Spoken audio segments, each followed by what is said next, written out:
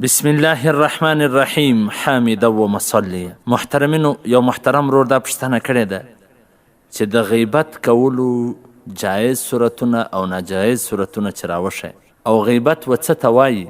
دا ځینې کسان چې د چا پسې خبرې کوي چې واده مه کوه، دوی دا نه دی غیبت. د دې څه حکم دی؟ علامه مفتي رشید احمد لودیانوي رحمه الله په خپله فتاوا احسن الفتاوا جلد نمبر 8 صفحه نمبر 193 هغه لیکلي دي چې په چا پسې د ارشاد دی خبرې کول یا د هغوی یو داسې واقعیت ذکر کول که چیرې هغه په خبر سي نو هغه خوابدي کیږي، یعنی د هغه د عمل ناخوښه کیږي، نو ودې ته غیبت وایي او دا ګناه کبیره ده. په دې هکله د قرآن او د حدیث ډېر سخت وعیدونه راغلي دي. اوس که چیرې څوک د یو چا غیبت کوي او دغه غیبت دی جایز حلال ګڼي، مثلا د یو چا غیبت کوي چې څوک ورته وایي چې دا مه کوه دا غیبت دی، وایي دا خو نه دی غیبت، یعنی دغه غیبت د حلال وګڼي، نو په دې وجه سره خو ګسه کافر کیږي.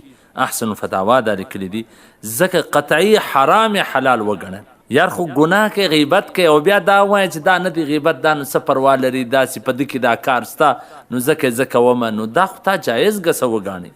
هغه حرام شی چې قرآن و حدیث حرام بللی دی تا حلال وګاڼي، نو په دې سره خو سړی ګسه کافر کیږي. دویم دا چې د یو چا و مخ ته د یو داسې نامعلومه سړي غیبت کول، ذکر کول چې هغه نوم خو وانخلې، لیکن چاته چې ته دا خبره کوې هغه ته هغه سړی ور معلوم سي، نو دا هم ناجایز دی. دا د نفاق او د ریا مجموعه ده، د منافقت او د ریا مجموعه ده، او د یو معلوم سړي متعین سړي غیبت کول دا ګناه کبیره ده. جایز خو نه ګڼي خو یې کوي، دا ګناه کبیره ده. که جایز وګڼي چې څه پروا لري نو دا خو بیخي ګسه کفر دی. د غیبت هغه جایز صورتونه دا دي چې د یو ظالم د ظلم لرې کولو دپاره د داسې چا و مخ ته د غیبت کوي چې هغه دا ظلم دفع کولی سي، نو دا جایز دی.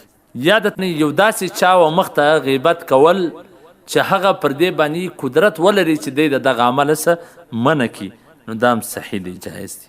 د یو حکم شرعي معلومولو دپاره چې یو شرعي حکم معلوموي، نو د مفتي و مخ ته د یو چا غیبت کوي، دا هم جایز دی. لیکن غوره دا ده چې د هغه چا په باره کې چې ته پوښتنه کوې د هغه نوم مبهم او پټ وساتي، یا د یو چا د شر څه د څوک ساتلو دپاره د هغه غیبت وکړي، لکه پر دا شهود او روات باندې چې جرح کوي.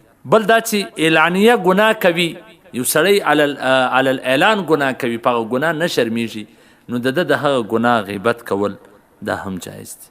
د یو چا د تعارف په غرض د هغه عیب ذکر کول، مثلا فلانی کم فلانی، څوک یې په نامه سره نه پیژني، نو بیا ته وایي چې هغه ګوډ یا هغه ړوند یا هغه کڼ، داسې د ده په هغه عیب سره د ده تعارف وکړې چې اوس ته هغه عیب یاد نه کړې، خلک یې پیژنې نه، نو دا هم جایز دی، په شرط د دې چې د هغه عیب د یادولو بغیره د هغه تعارف ممکنه نه وي.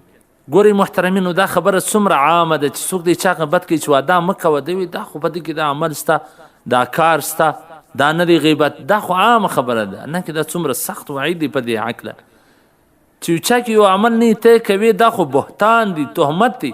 غیبت خو دې ته وایي چې په دې کې کار شته ته یې کوي. الله دې موږ ځین وساتي. والسلام. ستاسو د دیني پوښتنو ځوابونکی مولوي عبدالرحمن سمین صاحب.